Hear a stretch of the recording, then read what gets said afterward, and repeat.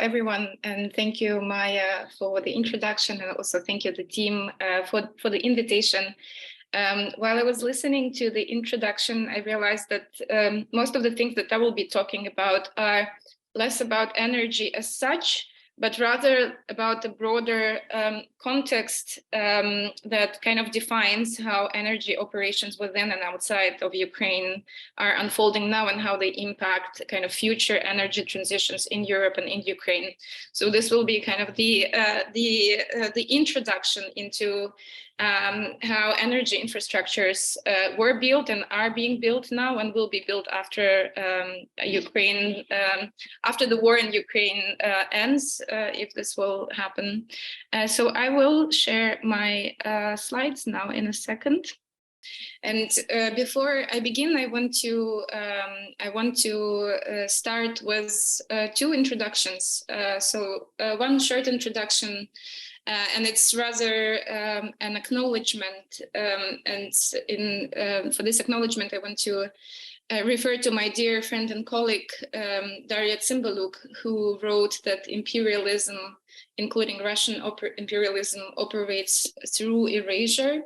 And there are many forms that this erasure takes, right? And it disrupts life in forms of slow and fast violence, and it also destroys everything and everyone that constitutes these lives. And as I speak now, the war in Ukraine is ongoing, and many of my dear people are there, and some of them already never come back. So I want to acknowledge everyone who is now fighting for Ukraine, but I also want to acknowledge scholars and everyone who are working on knowledge making in these very difficult conditions. And again, because Russian imperialism is not a recent thing, and it has been there for centuries, and therefore many forms of cultural life and legacies were either erased if they existed, or people who were meant or who would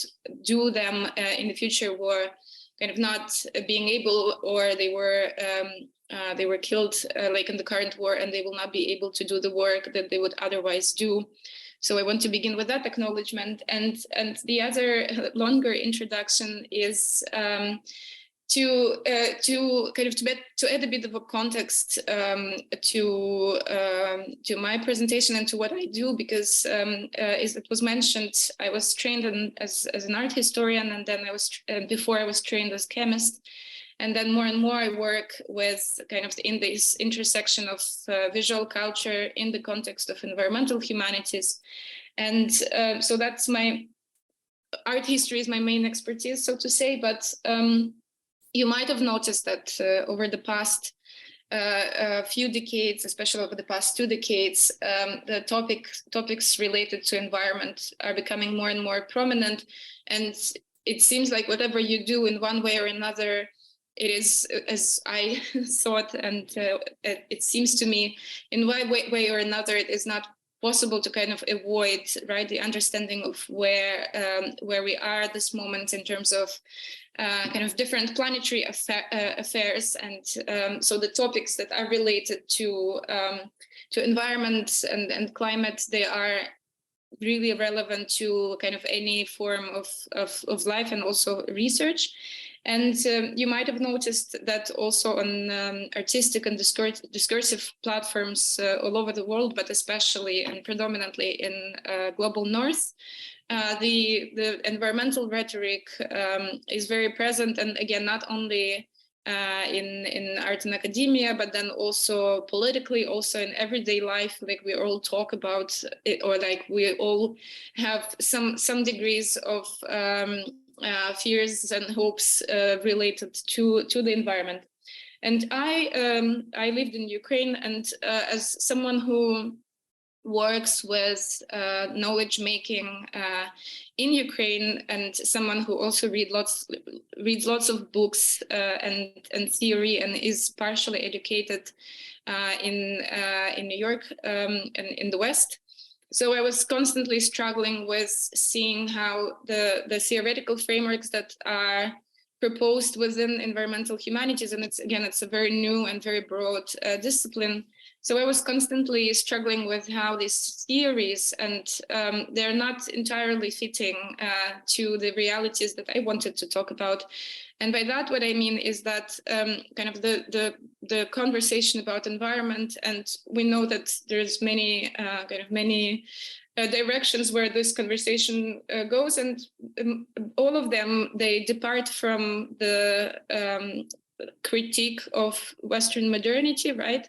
And Western modernity also as an embodiment of colonial projects led by Europe, and also forms of capitalism that came out of it. So the conversation today, in one way or another, is about critique of this capitalist relations and forms of modernity that came out of it, and then forms of violence and geographical violence and different types of violences that were kind of part and parcel of these processes. And also this critique contributed to development of different kind of directions in terms of how discourses around humanism and post-humanism, inhumanism, and humanism, they are all product of that understanding of the violence that has been done, and this kind of desire to find other way and kind of untangle from the humanism and the human as it was defined by in the West. And that, of course, it's a big generalization, but among those discourses also Anthropocene that you all hear, I'm sure, very often. So there's all these understandings of the human and what human did to the earth, and this is where the conversation about environment starts. And I realized that it's not really working in Ukraine, or not entirely working, because Ukraine, as you know, is a country that part of its history was kind of belongs to a slightly different version of modernity and socio-economic relations, right? We know that Soviet Union and or at least the promise of Soviet Union, however, so it has its own version of modernity, its understanding what human is and what they do, and also planned economies of different economic relations. And also, so eventually it has its own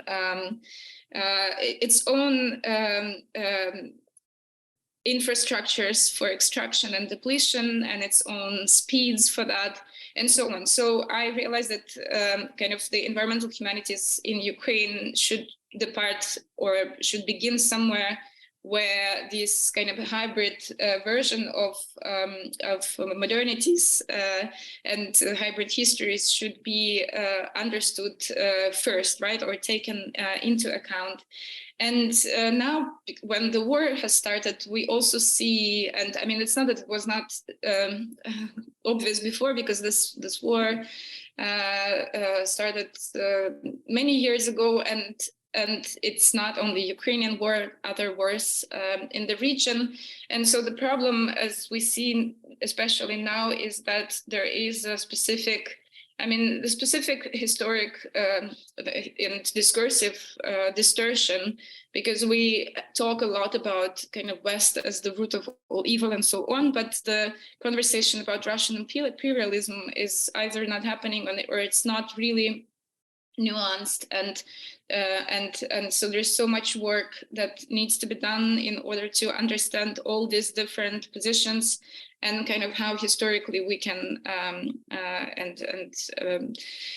methodologically we can situate these conversations and theories. So that was my long introduction. And for the talk today, and it's called Bodies as Lands, Resourcification as Method. So for the talk today, I want to begin, and it will be mostly based on my text that some of you might have read, and I will elaborate some of the thesis from that text, and then we can have a discussion. So it will take altogether 45 minutes without Q&A. So I will begin with two scenes from a film, which is called Atlantis, and it's a film by Valentin Vasenovich. a Ukrainian filmmaker. And this film was released in 2019. And 2019, it's already a few years into the war, which was not Cold War at that time. But it's a few years before the big invasion that started in 2022. And the plot is set in eastern Ukraine, in Donbass, and this is where I am from. So we see a protagonist. He's a veteran with a post-traumatic stress disorder. And so the plot is set is in the nearest future, 2025, I think. And this is the time, according to the film, when Ukraine has won the war and is building a wall with Russia. But as you can imagine, I mean, this region was very difficult to live in because of all these heavy industries there, even before the war. But after the war, this land, even though the kind of the territorial kind of Ukraine claimed the territory back, but the territory is completely ruined and poisoned, and landmines are everywhere. So it's really depressive and unsuitable for life. And so we see this person who wants to be there, who stays there. And so first of these two scenes that I want to begin with. So the first scene depicts a gathering on a steel plant. This is where our protagonist works. So this is a massive steel plant, and it will be permanently shut down very soon. We learn it from the scene, and so what you see is a faceless crowd of people, and so these are workers, and they will have a banquet, like final drinks. But we see them again as this kind of dark mass, and they're standing in front of a podium, and you can see on the podium there is two small figures. So one of these figures is an owner of this plant, and he speaks.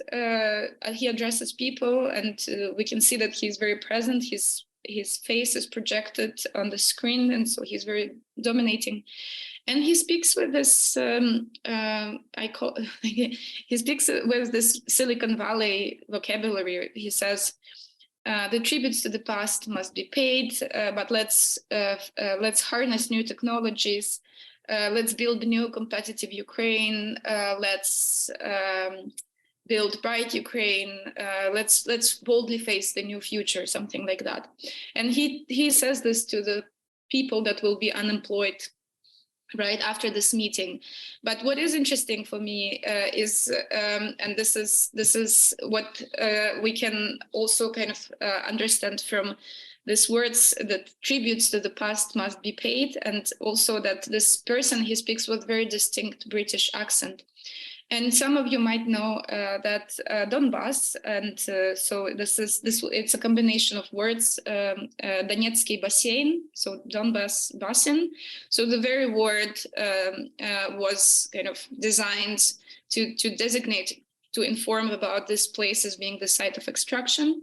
And so this place was developed with extraction in mind in 19th century, when the coal was discovered, and it was discovered accidentally, because there was a site of extraction for salt. And we know that there's a small town where salt caves were, and this town is now destroyed by Russian army. So accidentally, while mining salt, the coal was discovered in 19th century, and it was still not very kind of not industrially developed region. And with this discovery, the investments from the UK and from British people come, and this is how they start kind of this settling, and they started kind of organizing this territory into a site of extraction of coal. And then after 19th century, or like when the Soviet Union started, the extraction was continued, of course, but was kind of a different type of government. And then after the Soviet Union, it was kind of oligarchy who took over this extraction. But the situation was continuous ever since this place was seen as a place where industries are a priority, and whoever is brought to that region, they are brought there for work, and they're fully defined by the work processes. So they become a resource in a way.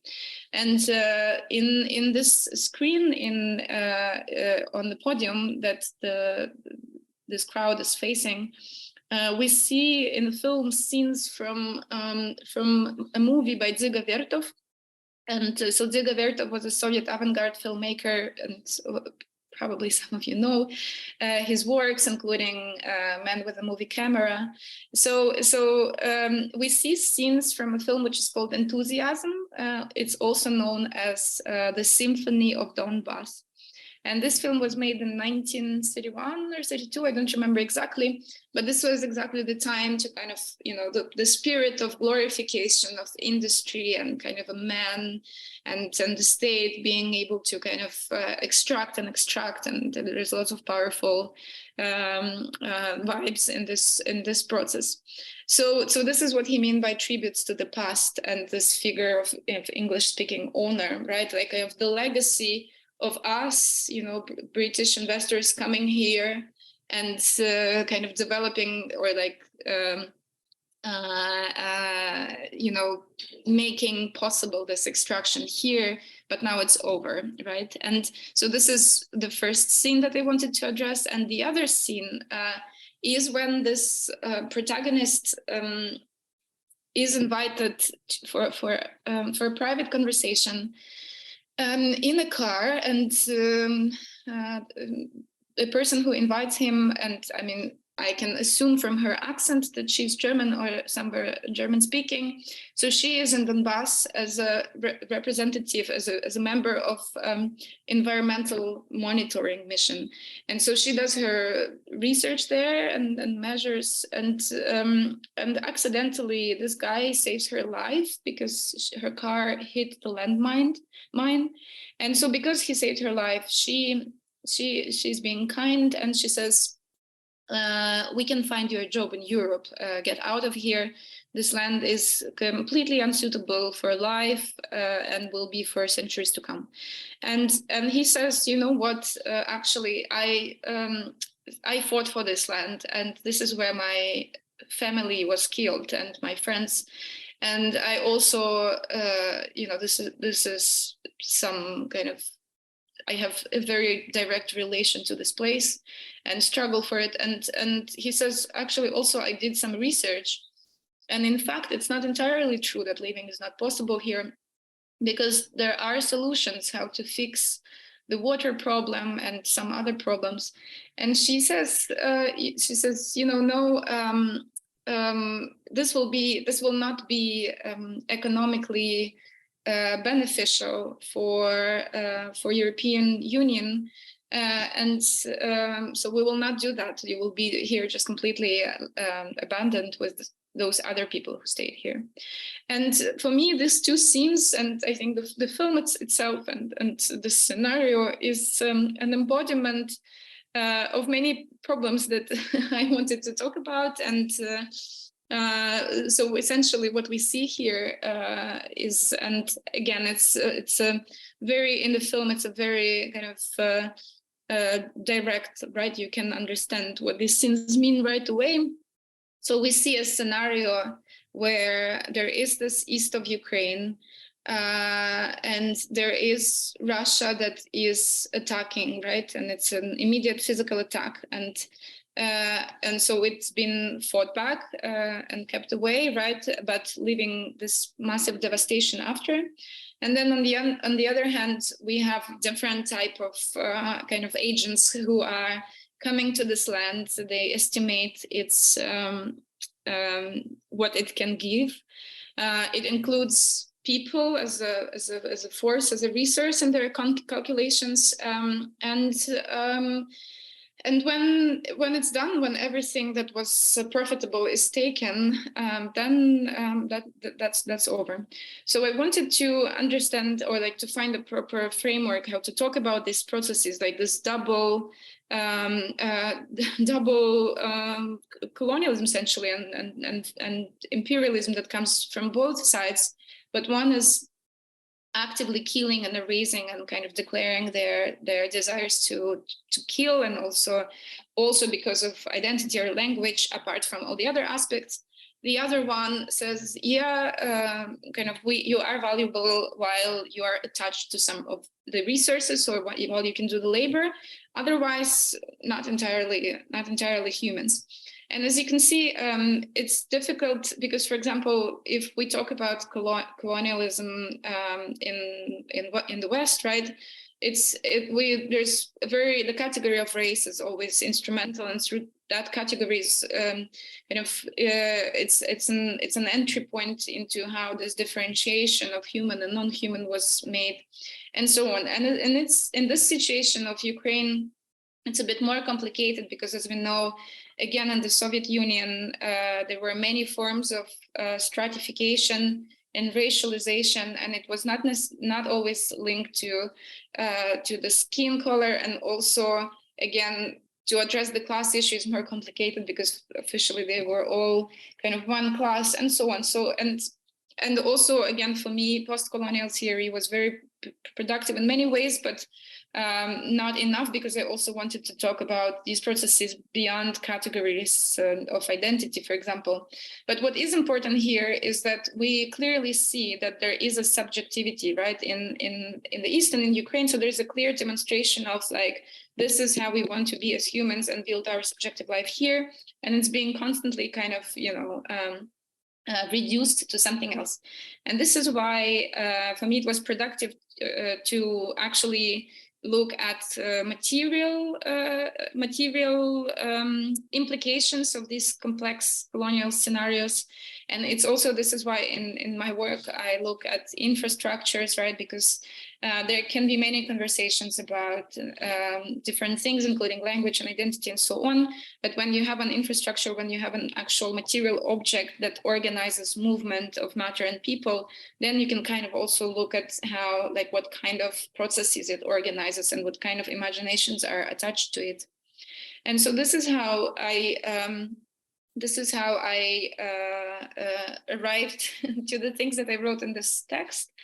And also the concepts that I outlined in this text are my working concepts, and we'll I'll work with them for some time. And so I decided to approach these problems through the lens of socio-technical imaginaries, right? How lands are being embodied, how they are being imaged first, right? Mapped, how they are being understood, and how they are being imagined as part of a material transaction. And so this kind of process of making something into a resource, I think it's an interesting and productive framework. And resourcification, so the making of resource, it's a very complex process. It doesn't happen only at the moment of extraction, right, of coal and whatnot, but it is constitutive and constituted by multiple arrangements of substances, technologies, discourses, and practices that are deployed by different kind of actors, and they may be even deployed kind of independently, but together they contribute into this making of a resource. And I started with to approach this to understand also where, or like, how this resourcification happens in the context of Ukraine. I started with the breadbasket, and some of you probably at some point in your life saw or heard this kind of idea that Ukraine is a breadbasket of Europe, or sometimes it's called the granary of the world and whatnot. So the breadbasket. And I grew up and lived most of my life in Ukraine, and so I also hear it everywhere. And it's interesting that at some point I realized that I also kind of repeat it, right? And then I try to be more attentive to like why, because on one hand you see this completely devastated landscapes that are exploited and suffocated and cannot produce anything anymore. On the other hand, there is always this kind of cheerful understanding, or like cheerful reiteration of these ideas that Ukraine is just so its land is so fertile, the sun shines so strongly, there's so much water because we have Dnipro and so on. And so there's always this super hyper uber optimism about how Ukraine can give and give and give endlessly. And then on the other hand, you see is completely just completely exploited to the very end, land and people. And so I started kind of looking into like why, how this idea came about. And in fact, it's centuries of history. And so this imagination, and it's a hybrid of various imperial projects and somewhere around 500 years when, and you can read more in the article where I talk about, but so kind of 500 years ago already was a renaissance when the food problems in Europe kind of prompt to go somewhere else and to find those other lands that are fertile. And so this is how in different kind of historical records, there is appearance of those lands, which are now Ukraine, as very fertile and a place where the grain can be brought from. And then this has been reinforced in many other like records and imaginations. And for example, in German Romanticism, there's also kind of this idea of these bountiful landscapes. And then these bountiful landscapes appear. And so later in the Second World War, for example, because part of Hitler's ideology was also colonization of Ukraine and making it into a kind of a sub race, and to treat, and it's a direct quote, to treat Ukrainians as Afrikaner. And if you read Timothy Snyder, who wrote about it, especially German history and German responsibility for kind of exhausting and these lands and killing millions of people, and also how, again, part of the Second World War imagination on German side was exactly kind of annexing these territories for their own expansion of Lebensraum. And back to, or before the Second World War, this breadbasket thing was reiterated, as you know, through also Soviet rule, and kind of this seeing Ukraine as kind of, what's it called, grain procurements, place for like where all this grain is coming from for the West. And this grain, as early as in like 1933, was weaponized. And today, especially last year, with problems of taking grain out of Ukraine, there were many, not many, but it was in the media, the idea that grain is being weaponized, and it has been weaponized already then. Also because any form of subjective life and was kind of oppressed or suppressed, I don't know what's the word, in those early 30s, because again, Ukraine and parts of Ukraine, and so before the Soviet Union, and there were many groups and many forms that wanted to kind of establish or like contribute to Ukraine as a state and had visions for its development and so on. So this weaponization of grain was also kind of a way to just deplete this land of any form of kind of resistance or agency. So the breadbasket, this very hybrid history, has very hybrid history, but it was reiterated over centuries, and especially, for example, in the 19th century, when geological prospecting began, and this is when Donbass was developed, but not only, like the region southeast of Ukraine, the region which is now Dnipro, this is where all other heavy industries are. It was also developed in the 19th century with investments from Belgium, France. So as soon as geology and as a discipline, it is very kind of, it's emerging in the 19th century, and it's emerging through these expeditions somewhere else, and kind of looking into the matter and seeing what kind of property that matter is. And so these places elsewhere, including Ukraine's southeast, were imaged and imagined as a place for specific material transactions, and all forms of developments that were kind of initiated by these investments are coming with that understanding of what can be extracted from there. So I argue in my text that this presumed automatic inclusion of territories, their soils, their mineral deposits, and their populations in material transactions between colonial powers has contributed to the emergence of regimes of material power that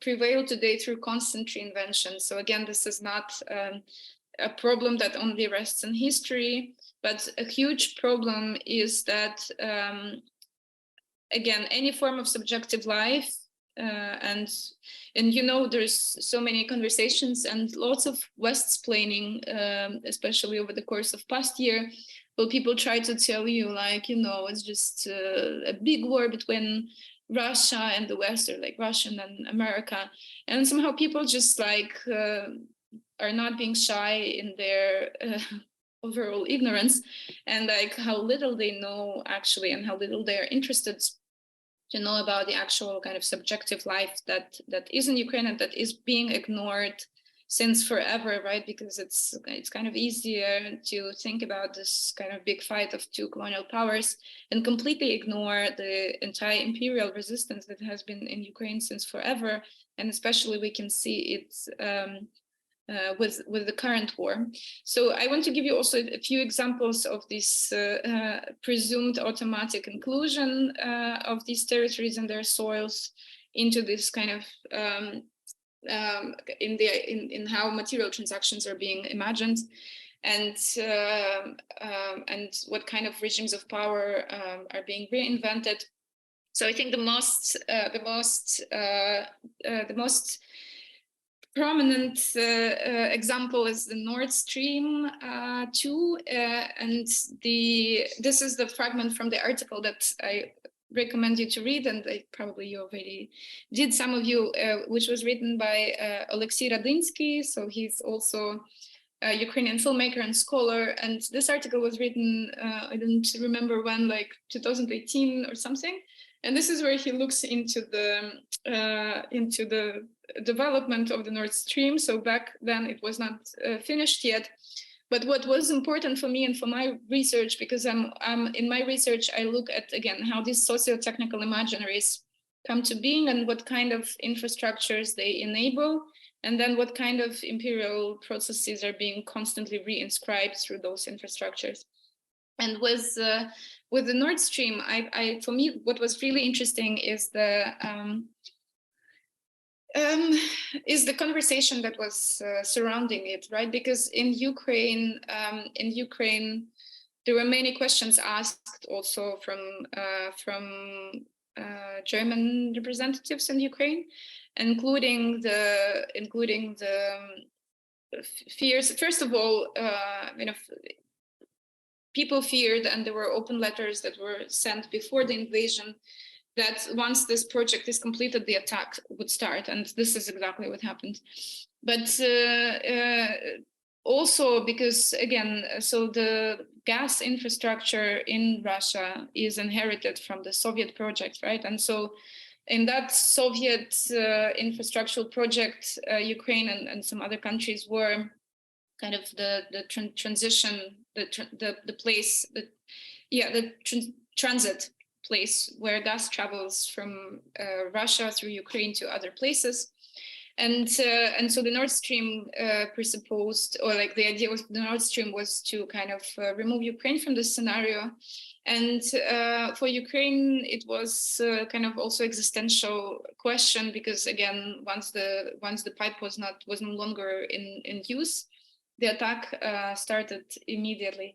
And but what is interesting, so there were questions asked from the German side, and I remember it was, I think, 2018 maybe, when an ambassador of Germany in Ukraine, she said, we understand that you struggle for your kind of political subjectivity and so on, but you know, our economy and economic ties with Russia are a priority. And then some and I was following that rhetoric, and some years later this also rhetoric changed a bit, and it really echoed what we heard in the speech of that British investor in the film, because suddenly the British the German representatives, they started talking this kind of like Silicon Valley talk and say, you know, but let's harness new technologies. Like we can make Ukraine into like a platform for green energy production. You don't want to be just transit country, right? So this was the conversation, the shift in the conversation that started. And for me, it was interesting to also follow again, because I come from this whole kind of understanding and trying to see where the Anthropocene is just a strange propaganda, because in Germany, lots of conversation is about climate, and everyone is really worried about climate and becoming green and so on. And this becoming green is so much into any form of political expression. And like if you watch videos from, I don't know, from AfD and videos from the Green Party, they will be talking about the like same things about the need to sustain kind of green energy, to bring and sustain the green energy in Germany, but the means of kind of how they want to achieve are different. Like if one wants to relaunch the Nord Stream 2, the other one would be saying like, let's install the solar panels in Ukraine. But the kind of the bottom understanding of like who needs what and how it should be achieved and how it's all being wrapped into this environmental rhetoric is there. And yes, so in this article that I recommend also, Alexei talks about how this actually was presented as an environmentally friendly initiative, which in fact it was never the case. And again, like if gas arrives somewhere somewhat safely to European countries that are now invested in their energy sovereignty, but then still being extracted somewhere, and often with a very huge cost, not only to the environment, but also because it feeds into corrupt forms of governance that are eventually, we know how they, you know what happens to the people, right? So they contribute to this regimes of power that is really hard to break because of this energy dependencies. So Nord Stream would be one example. Another example was Chernobyl, and I was researching it since 2018, and in 2018, and so around that time, the joint project between Germany and Ukraine was launched in Chernobyl, and the ambition was to build a big solar farm, and it was partially built. Now it's not working, I was also following the rhetoric surrounding this project and these ideas. And the rhetoric is really kind of, it's again like the rhetoric is that something is completely wasted and ruined, and you know, it's a zone of exclusion, which, as some of you know, was also never true, because people live there, and also people who lived there before Chernobyl disaster, and they came back there and they call themselves Tuteshny, which is people from here, and so on. So there is again this like presentation of this land as like a no man's land and so on, and it's completely wasted and unsuitable for life, but we can creatively repurpose it and to harvest green energy for Germany from there. That was the rhetoric. Then now I'm also following the rhetorics regarding future energy ambitions in Ukraine. And it's really fascinating how Ukraine is becoming like prioritized in energy conversations in Europe as this like really amazing situation, because you know, the planet gets hotter, it like everything burns, but Ukraine is so close. And then if like there's more sun, then there's more energy that can be produced over there and sent to European countries. This is amazing. So it's kind of like the fear of climate and the need to be green in Western Europe is also kind of seen bad in Western Europe, but the fact that there is more sun and there can be more kind of, it's good when there's more sun elsewhere where this green energy can be produced. And another instance of this resourcification, I think, I mean, with grain, it's a bit obvious, and I was already talking about the weaponization of grain. And what you see this image, and it circulated a lot among Ukrainians, the image of this completely wounded, and it's one of the many images, completely wounded land. And Maxar and some other companies, they had this quality of satellite imagery in Ukraine precisely because for many years it was their task to use remote sensing to monitor how much grain can be produced and how it's developed. So how much grain can be forecasted. So then kind of other material arrangements can be made with whoever are recipients of this grain. And so now this remote sensing imagery is almost like a tangential, you know, it records this like horrible violences of war, right? But the very reason why this imagery there exists is because of estimation of grain. And as you know, the corridors for it was some kind of, you can call it humanitarian corridors for grain, were established pretty soon. And like Ukrainians still fight and they still work to produce that grain and they still are being killed regularly. But there's so much pressure that was also coming from the West to, you know, to give us this grain, and it's not that also kind of the main argument was that, you know, people in global South will suffer without Ukraine. And then for me, it was really interesting because I don't know how much people who generated this rhetoric care about people in global South, right? Because it's again this rather like no one wants instabilities that can begin if a global South has even more problems. So there's this kind of like pressure in terms of like Ukraine, even at war, has to produce this grain and it has to be exported in different ways. And when it's done illegally, kind of it's still fine and so on. So that's another instance. And then the future, because now already while Ukraine is still at war, there is already rhetoric that is amazingly kind of, you know, as similar to this guy on the steel plant who says, you know, let's harness new technologies. So the conversations about energy dramatically changed over the past year in Europe, right? Because the conversation now is how to decouple and couple from Russian gas, but that doesn't mean so it's again, it's only rhetorics.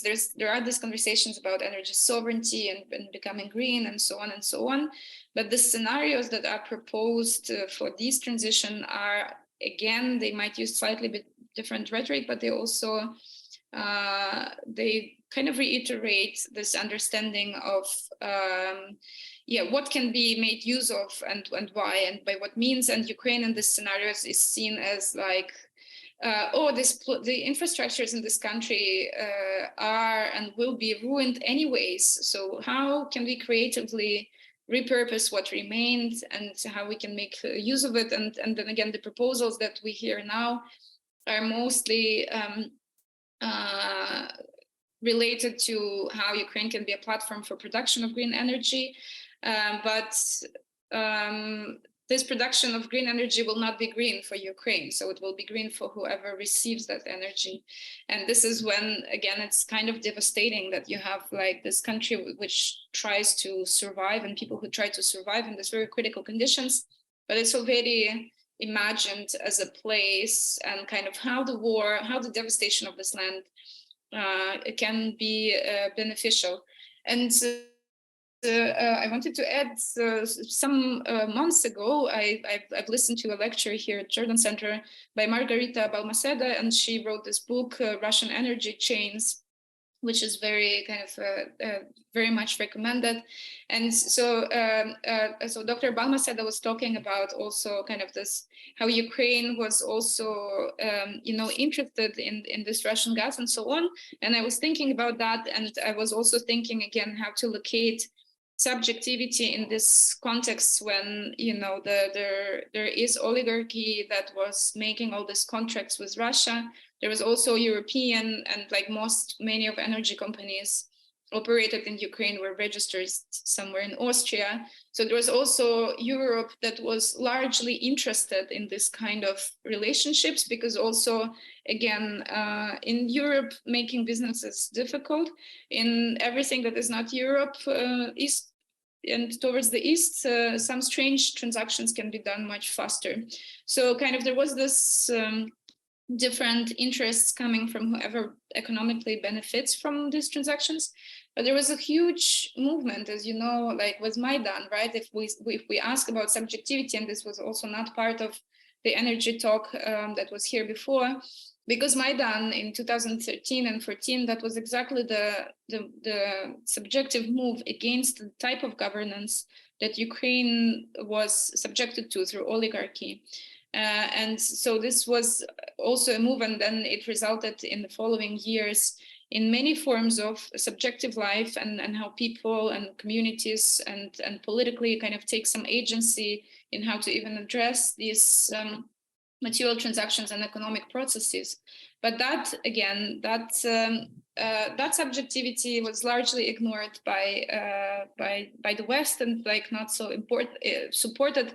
And again, there was so much propaganda on the Russian side, and it was so much supported by so many people in everywhere, kind of trying to telling us that this is a nationalist movement, which it was not. It was kind of, again, it was very, you cannot call it class officially, but it was kind of against this kind of economic and the abuse of economy and human rights and so on.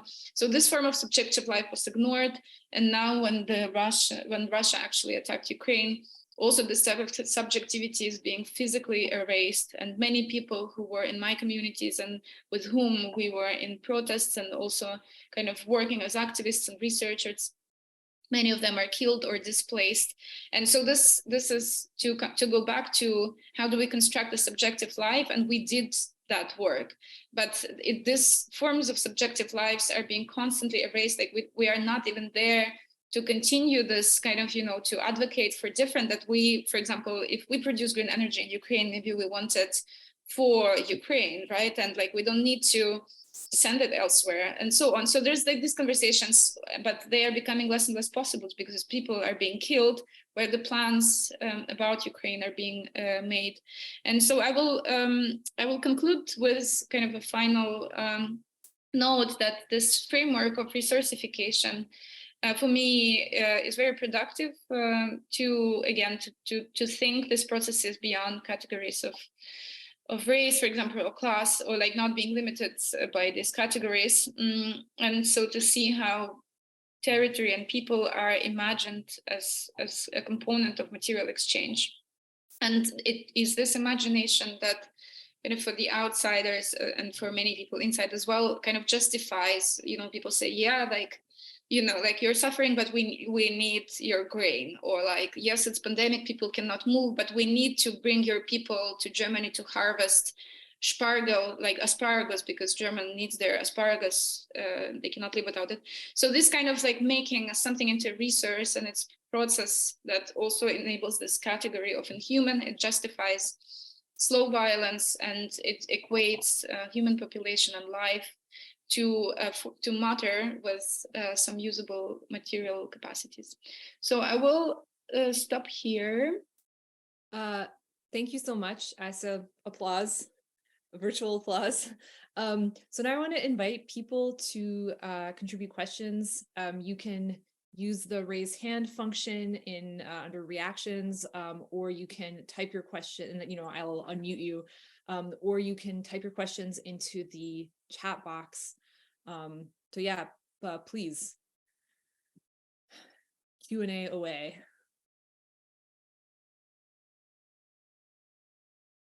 Jillian, go ahead. I think you can unmute yourself because you're co-host.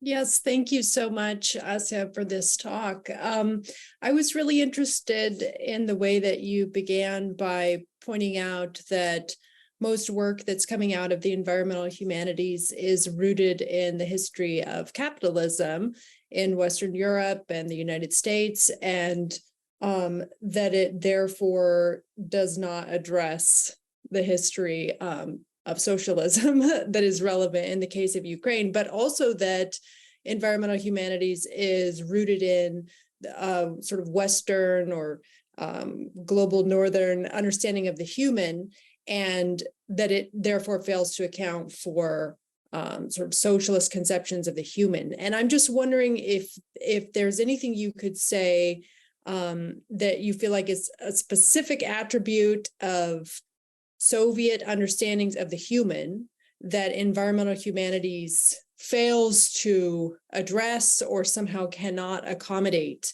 And I think maybe some of your talk today is addressing that, but I'm just wondering, because, for example, at the end, you were talking about subjectivity, more so than understandings of humanity. And so I just wonder if you could give us any example of an attribute of the understanding of the human in a Soviet context that is escaping the logic, or that it requires us to move beyond environmental humanities scholarship in its present form. Thank you. Thank you so much, Jillian, for this question. And when I was listening to it, I was, I thought that kind of my approach to how to answer it comes from not a positive image of what a human was in a socialist system, but rather from a dark side. I mean, I think in terms of imagination, I think the idea of a man is very similar to Western modernity in terms of like man is something else than the nature, right? Men can construct themselves, they construct their eyes, they construct how they see the world and how they can master whatever they need to master. And I think Groys wrote about that in his, Boris Groys in his, what's it called?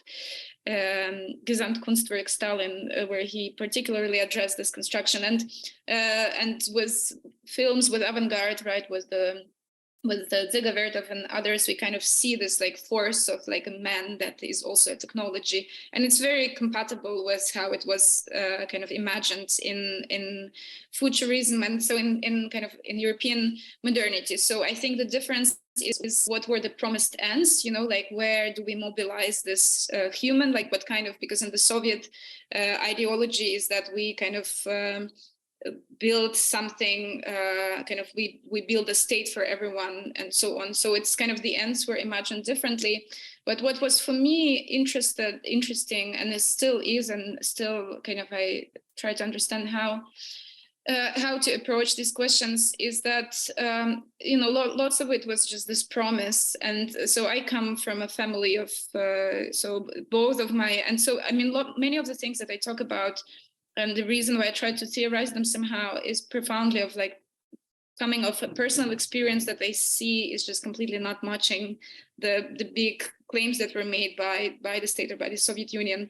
And like so my family is from Donbass, and all of them were workers and worked for because in the east in Ukraine we have we had, because they're destroyed now, in Popasna and in Yasinovata there were two massive railroad nodes. This is where kind of everything would go to the rest of the Soviet Union.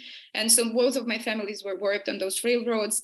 And it was really interesting to see how kind of the things that they built and the infrastructural projects that they were part of, on one hand, they were kind of this big, and you know, railroad is an embodiment of modernity in so many ways, and lots talked about it in this ways. And so they were on one hand part of this big imagination, and again, as railroad workers, they were included in kind of specific types of solidarities, kind of, you know, they had access to some things. But then on the other hand, their life kind of outside of the railroad was completely, like, you cannot even call it pre-modern, because yes, we lived off the things that we can grow in the field, but then it was already kind of heavily post-industrialized landscape on which people try to live, and essentially kind of they live in slums. And there's this like strange combination of like both something that is imagined as this part of kind of, you know, what is to be a human in this amazing space, and like this really kind of not so human life where like even basic, you know, access to, you know, to proper healthcare, like everything, things like that are completely denied. And so I was thinking and still thinking and reflecting about kind of my past there, because in the Soviet Union, I think this it's not the kind of the stratification that was happening was not that obvious, right? And at some point I remember, because lots of people from Ukraine, especially, I mean, in the 30s and the 40s, they were sent to Siberia. And like in Ukraine, we know this traumatic past because many of the families were just like sent to Siberia and never came back. And many of those people were sent to Kolyma, which is like the very end of Siberia. This is where Magadan is. And I visited that place a few years ago. So like thousands of Ukrainians were just sent there forever. And I was interested, and again, like I have not done proper research about it, but I was looking at the dates that when gulags were established in Kolyma. It was right after the geological prospecting was kind of showing the results that there are so many things that can be extracted from there in terms of, how do you call them? Драгоценные металлы, like precious metals, we call them, like different metals and diamonds and so on. But it's a really hard labor because it is Siberia. It's extremely cold, and this is exactly like the time when gulags are built when and in the places which were very promising in terms of like what could be extracted from there. And then lots of people who were sent there, they would be like fall into a category of enemy of nation, vrag народа. So it's also kind of this category that allows, and it was not immediately related to skin color or ethnicity, right? But it allows to kind of create a large group of people and send it over to be free labor force and completely disposable, right? And so I was mostly interested in kind of, again, how to like move away from this big promising of like what human can be or cannot, but what was actually happening, what type of material processes were happening, and what kind of labels, or like this category, I think like was the vrag народа, the enemy of the nation, and like what were the other ways like to justify why those people were sent there. And they were sent there not also accidentally, but because they were labored to do, and they would do this labor for free. So I'm not sure if I respond your question fully, but like some answer. Yeah, this to me was like one of the really fascinating tensions that you raised in your talk, right? Like this, like on the one hand, this like hyper optimism about Ukraine as a site of like future production, and on the other hand, the like colossal waste of human life and of infrastructure and like built environments that has been happening like since the Soviet period. Like also the Nazis saw Ukraine in like a, as a similar kind of like colonizable landscape, right? So it's also interesting to look back at the history of resourcification, like as far as it goes. So I have a couple of comments in the chat, which I'm just going to read. First of all, Bazdyrieva says, the Soviet context was not a humanist context. It was a colonial system of oppression. I think we can all agree there. So Sam Kellogg asks, in the past, I've read about similar questions and difficulties in the environmental preservation of Africa's natural landscapes, its national parks, and the general environment. It had a similar dynamic in that Europeans were the vast majority of groups working in Africa to solve these questions, raising questions of whether this is a sort of environmental colonialism. Do you have any thoughts on this idea of the environmental and energy questions you discussed as having any relation to a new sort of colonialism where the West decides greenness and environmental protection as exploitative? Do you think we can think about this in a colonial framework at all? Yes, thank you so much for this question. I mean, in fact, also in analysis of colonial processes, and also lately, because the field of I think it's called critical infrastructure studies, and also kind of infrastructure studies as a kind of method is borrowed by other fields. But there is conversation around precisely how the railroad is always a promise of modernity, but then it's also always a colonial expansion. And it was the same, like my colleagues, they wrote about Crimea and Russian imperial, kind of the first introduction, like their first entering Crimea, like centuries ago, which was also like presented as like, we want to build a water system, but the local people, the Tatars, they had their own water system and they were quite happy with that. So there's always kind of this promise, and this promise is sometimes very convincing, or it might sound very convincing, but then again, it is proposed by particular, there are people who benefit, or the powers that benefit from that. And so the question is about environment. I think because we clearly see that the past, so let's say the past 30 years, right? This kind of rise of environmental concerns. And in my research, I also looked back at how these concerns, like at what point they become so prominent. And so I think if we look at the kind of, I think the type of relationship, like making use of that distance somewhere is the same. It has been the same, but the excuses are different. And for example, if, I don't know, like 200 years ago, you could say, oh, like these people are just really, and also, for example, if we look at the post-World War II situation with the establishment of the United Nations, right? So the main rhetoric, and United Nations, apart from its kind of human rights, whatever, but it's also kind of an economy project that is benefiting and designed for people who benefit from that. So the rhetoric of the United Nations was that some countries are developed and some countries are not developed. And those countries that are not developed, they are seen as not developed through particular economic understanding provided by countries that see themselves as developed and who want to benefit from developing those undeveloped countries. So it's this power imbalance that was there. And now in 2023, it's kind of like you cannot tell anyone that they are not developed anymore, but you can tell them that planet is in danger. And my research, for example, that I did in China, and a film that I made, which is called Making of Earth, in 2019, 2020. So this research and that project was exactly about that, because China, and it's an international project, everyone participates in this project, most of the countries participate in this project. And the idea of that project, which is called Belt and Road and Digital Belt and Road, is to build a massive infrastructure to collect Earth observation data, relevant to monitoring Earth activities. And the propaganda, or like the promise that the platform, the project, the rhetoric of it is that we need to collect more data altogether because we need to save the Earth. And I mean, it's a separate talk. Maybe one day we can talk about it. But the idea is that there is this kind of like the rhetoric of saving the Earth, whereas in fact all this data is being just like traded, and countries are being essentially kind of manipulated into this type of relations, because some of the countries are told, you are, and this is the words that China is using, they say you are data poor, like you don't have data because you don't have infrastructure to have data about your own grounds and what you can extract.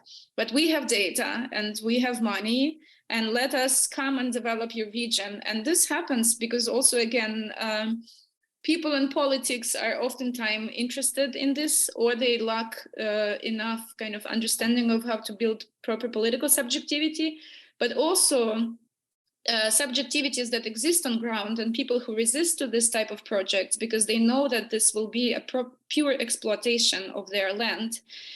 These people never heard, right? Or they're being just like killed in their protests, and no one ever hears about them. And I think, I mean, with Ukrainian case, somehow we managed to become a bit louder, right, after Maidan and so on, but it's still a huge human cost, and people are just being killed for like resisting this type of imperialist logic. Or even, for example, with the greenness and environmental protection, it's also kind of, for Ukraine, for example, it's a strange situation because like we cannot be isolated, right? And like the only way to be kind of like more or less safe was to be a transit country. Then it didn't continue. The attack started. Now Ukraine partners with Western countries, even if their proposals are not fantastically considerate of Ukraine and so on.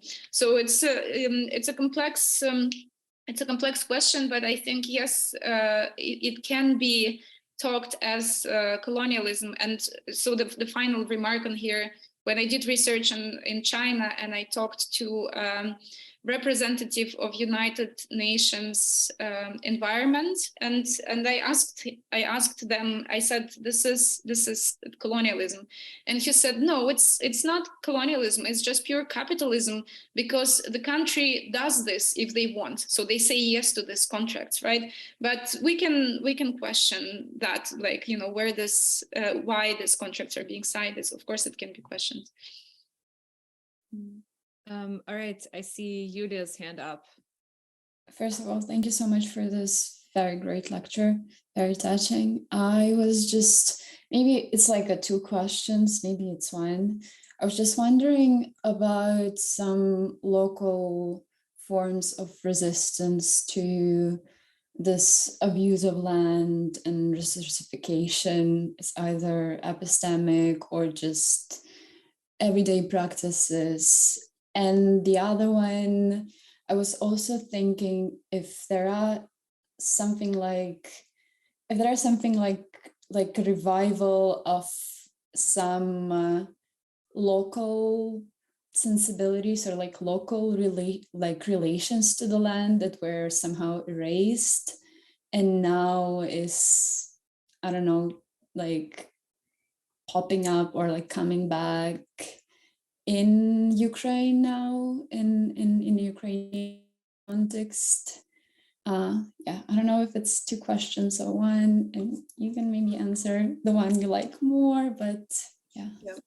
Thank you so much for these questions. I mean, I think again, and I think this is really probably important to understand, because again, environmental rhetoric and climate's like present everywhere, but it is really to understand the difference, you know, what kind of conversation that is. Because, for example, I keep telling anecdotes, but many years ago I had a friend in Berlin who's like a perfectly, you know, a middle class data visualization person who was very proud of growing tomatoes on his balcony, and he was like very proud of his like care for nature. And I struggled, and he couldn't believe me, and I struggled to explain why I didn't care about his tomatoes much, because also like when growing up in Donbass, and like everything that we ate was from what we grew up in the gardens, you know, like in the gardens, in like a harot, like in the fields, and like you day to night you take care of animals, plants, and everything that you will eat later on and throughout the year. And this was a very hard labor, but it was also very sensitive relation with these, you know, with the land, with the plants, with the animals that you know from the moment when they are born to the moment when you kill them with your hands and eat them. So this type of relationship I know by heart. This is like my first 12 years of my life is just like making my own food with my family. And so the climate conversation, I think it comes from very different places, you know, the entry point, and one of which is kind of comes from this, for example, in many places in Western Europe, from this kind of more and more mediated understanding that we need to take care about the planet and so on. We used it so much, and then there are other places that were the places that were used a lot, and within those places and people from there normally don't have mobility. Like, for example, I'm the first person in my family who was able to leave, right? Everyone else is there. And so you don't have mobility, and like you care about this place, but not like you don't use this rhetoric of like recycling or whatever. You just care about this place, small one, because you don't have any other one.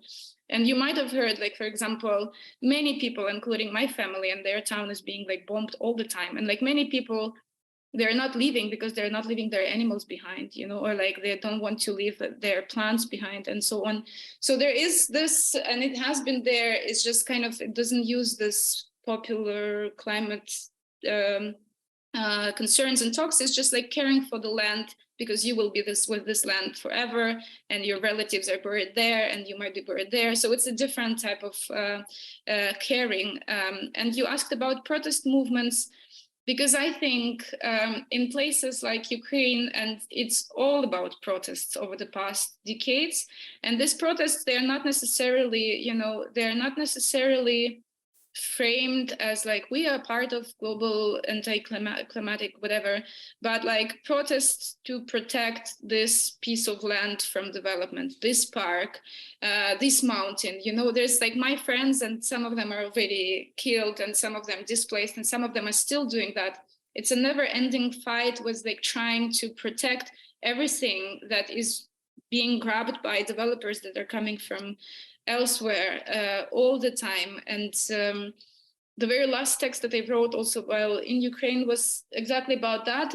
I was looking at how this kind of neoliberal development of the country that was really fast after the collapse of the Soviet Union, right? Because there was no regulatory mechanisms to somehow deal with this fast emergence of free market.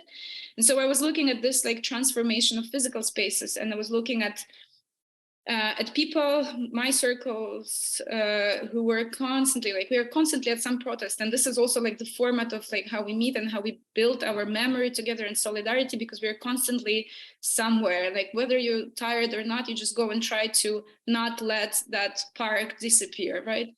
And so the text was about that, where I was looking at these forms of agency and protests and how we meet on those protests and how this being together is a form of political action. And so this I wrote right before the invasion, and the person who commissioned this text and edited it, a great curator and a talented writer, he went into the fight and he was killed just a few weeks ago. So this to answer your question, like many of people who actually do these forms of resistance, and you can say that each of these forms is about environment, you know, it's just that by environment we understand not only plants and animals, but also us who are taking care of it. Yeah. Okay, more questions. If not, maybe I'll just I'll use moderator privilege and ask my own question. I actually want to go back to this idea I was thinking about before, with these two poles of use, including of human capital or human raw material, or however you want to see it. I was wondering if like you could, like, is it always the case that this kind of framing of a place as a source of like useful material for others, like is it always, is the other side of the coin always going to be just like the willingness to destroy those same materials or those same people, or it just seems like those things are really closely related. Like seeing Ukraine as being the breadbasket of Europe somehow also made it those very same resources expendable for like in Stalinism, and seeing Ukraine as Lebensraum in the case of the Germans similarly also made everything there expendable. So I'm just wondering if you could develop that at all, or if just like as a jumping off point for like thinking through the same set of issues that you've been talking about. Thank you so much. I think it's a really interesting direction, or like to keep thinking, because so the question was if it is immediately related to the will to destroy, and I don't know. And I think because if we look at I think it is very much related to particular desires, and it might not be the desire to destroy as such, but for example, a desire to sustain particular form of life, right? And so for example, and there are, I recently read this text, which is also very known, I think, in the US, about petromasculinity, that was kind of trying to link this, the desire to possess, like a big car, or this kind of like fantasies of what we can have. And sometimes sometimes, of course, there are, I think a lot about it, especially, so this winter I spent in Germany, and I went once to Ukraine, and just also from the experience, you see this kind of difference, when you are outside the perimeter of Ukraine, and like, you want energy, like you sit in the airport and you look Instagram stories, and like everything is energy, and it's becoming so much. And these conversations about green energy, they're not conversations about how to use less energy. They're exactly about how we can use more energy, right? And so like how we can consume, how we can have all our gadgets charged at all times, how we can have access to like things that we might actually not need, or like at least we are not even questioning like how much of the data that we use or stream daily we need. And this was such a huge contrast with when I went to Ukraine in winter, and you know that most, or like a huge percentage of Ukrainian energy infrastructures were destroyed by Russia. And then like, well, in Ukraine, you really quickly learn to, like, if you're a few people in the house and then each of you takes shower for like very like few seconds and you're done, because you know that you have this amount of water for the entire family, and then you will not have light and water for the next days, right? And so this awareness about how much, and everyone knew perfectly how much energy they have, you know, how much they can use and how much they need to save, how much they don't. And it's a completely different, it was a completely different experience and a different space that I think in the West, we cannot even imagine anymore. So, you know, because everything is so available all the time and it brings so many desires. And I think it plays into, so I don't think that like, you know, people in Germany or elsewhere like willing to necessarily like that Ukrainians die, but they are already so afraid to lose the type of life that they have. And this is why they say, oh, you know, Ukrainians, maybe you should this and that, but please, you know, so it's kind of the desires that that we have here in the West because of things that are available and promised and given, and then somehow, and everything is so much and such an abundance of everything that somehow it is very like, if you can, then you kind of try to keep the trouble away from you for as long as you can, because it's very comfortable. I don't know if I answered your question, but I think, I mean, I'll just summarize it that I think we also need to, like, infrastructures is one thing, but also we need to see what kind of desires, and this is why I also use this concept from science and technology studies of socio-technical imaginaries, because it's not the act of extraction as such or like the need, but it's also like these projections and like, what do we need to have a sustainable life here? You know, what is this? Who are we? Like, if we are humans, what does it mean? And these desires are dramatically different actually in many places, like outside of the perimeter of, again, like if you grow up with this idea that everything is accessible and everything is for you, it's a very different scenario from when you grow up in a place from where you know you will not move probably, you know, like you are in this place and it's a different relationship with this place. You know your limits, you know what you can use, you know what you cannot use, and so on. So yeah. Yeah, I think it's really interesting to bring it into the contemporary context of like excessive data collection and just like these massive, I mean, like, I know that like NYU is having some sort of problem with data storage because there's too much and it's like not clear where to put it all, right? So, you know, it just, these questions of like use, waste, excess, and scarcity are clearly all connected, but I have a couple of contributions in the chat, so let me turn to those. From Karen Rosenberg, given your critique of Western environmentalists, where and how do you find allies? Are you trying to change the views of Western environmentalists and thereby find allies among them? Or are you looking primarily outside of the environmentalist movement? Yes, thank you for your question. I mean, I don't, so critique doesn't mean that I make them into my enemies, right? I think what I started with is that there is, and I also mentioned that I disapprove this fixation on the idea that the West is the root of all evils. And there is a huge distortion because we don't see, like, we don't talk about Russian imperialism and other forms of imperialism as much. And so my critique is more like to say, okay, this is something, there is something that is missing, or there is something that works for the context that has this particular political and economic predominantly history. And if economy, for example, in the Soviet Union, planned economy, different type of kind of imagination attached to it, we just need to understand what are those processes. And I think like differentiation is not making an enemy, it's like making a better theory. Okay, so next is Sarah Dickinson, who I think, yeah, you can let me know if you need help unmuting. Got it. Hi, sorry, I will actually show myself if I can get my, okay. Hi, thank you very much for that fascinating talk.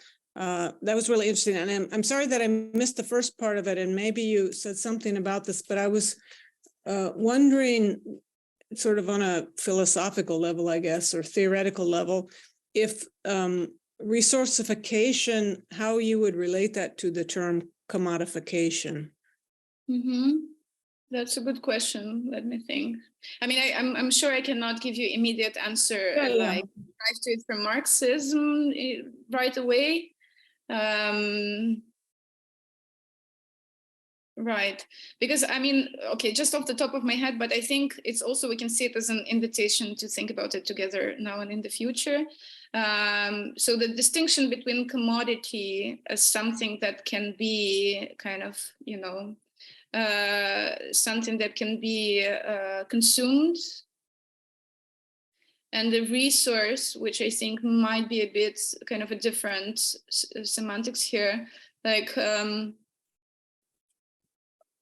seeing something as a resource through this number of processing that that have particular material capacities, right? That can be used in different manners, which I think maybe with the commodity is like a better understanding what is this product that is there to consume. With resource, maybe it's a bit more complicated because it's included into this various material transaction. But I will think about it. This is a very good question. Thank you.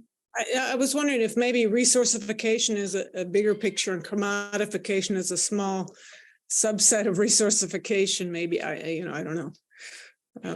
Yeah, but let's see, because maybe like many things can be a commodity without necessarily becoming a resource, right? Right. Okay. Thank you. Sky? Thank you so much for the lecture. Absolutely fascinating topic, especially concerning what I'm interested in. I wanted to ask you specifically, so the mentality you described, I guess has been depicted by by the First Nations people, but also by other scholars, and might be described as an indigenous political and societal order. Extraction and consumption awareness has been like a focal point concerning indigenous protests and resistance to extreme, like imperialist extraction, such as like the Keystone Pipeline protests. And my question for you is there like an indigenous presence within Ukrainian culture, or is this indigenous association directly related to the nationalist sentiment associated with Ukrainians? Is there a separate indigenous, I guess, culture or societal presence that is separate from the political goals and realizations of the nation? I'll try. I mean, I'm not sure because there's many things in your question, so I will try to respond to something, because I guess also thinking about the current situation in Ukraine only through the prism of that it's a nationalist project, I think is really not working. And there's actually a very nice article written by actually Russian post-colonial scholar after the Maidan, which is called Ukraine's Post-Colonial Revolution and Counter-Revolution. And it was written by Ilya Gerasimov. But this is where he is talking, and not only he. And I agree that the concept of nation in Ukraine kind of became almost like a byproduct after the protest. But the reason why the protests were happening was to kind of counter the abuse of power and economy and so on. So it's not, and for example, I don't see, and I was in all these protests and full time, and I don't even like relate to this there are of course group of people that see this as a nationalist movement, but neither majority of people see it as such. And I think it's very limiting to kind of put it into that frame. It's not a nationalist war. It's not, and I think it's also important to make difference between, because in Western Europe, where I relocated after the war started, it's like always such a job to explain to people that there's a huge difference between, because for example in Germany people are like, oh my god, we would never put the German flag anywhere, and then you explain them a difference between like if you're a nation that actually or like a nation state that exploits and kill other people and the nationalism is attached to that imagination, or if you're a group of people that constantly resist imperial powers and you have some symbols to kind of share, to attach to this struggle that you have. And in terms of, I think with Maidan, it's an interesting case to look at, because this was the the structure of this protest, or like the movement, it had really lots of different subjectivities, and you had like everyone. And in Maidan, the organization, so we called it hundreds. So 100 is like centuries ago, it was like a form of military unit, which was already kind of stripped of its military past. But it was like, we use this word hundreds to kind of, to see what kind of agencies are on Maidan. And we had like feminist 100, we had like Tatar 100, you know, like people with what sorts of like backgrounds they would organize there as a group and just coexisted, and because the political goal was very similar. So I think it is important to understand, and Ukrainian historian Andrei Portnov, he wrote about it as well, that like Ukraine, since many centuries, it has been the place where many ethnicities exist. You know, for example, in Donbass, where I'm from, people like, I mean, I don't think these villages exist any longer, but like you could still hear Greek language and so on. And so there are many different ethnicities and people and communities that lived there, and they all, or like many of them, participated in this form of resistance. So that presence is there.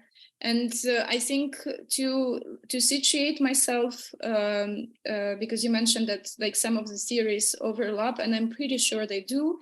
I guess in my case, I'm very aware that like what I do and theorize comes from like trying to understand also me as like coming from Donbass with all my families on both sides, and those are very different families, from like Jewish to Roma people to Russians who were like relocated there and became this mix of like workers that had a very strange and difficult life.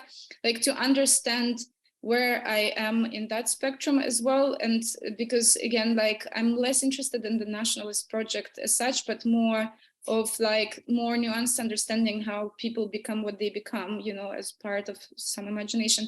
I'm not sure if if this is the answer, but yeah. Thank you so much. I think we're actually just about out of time, but it's so wonderful to have you. Thank you so much for your talk, and thank you for being part of our series. And everybody, please look out for the announcement of the final talk in the series this year. And thank you so much for being here. Applause. Thank you so much.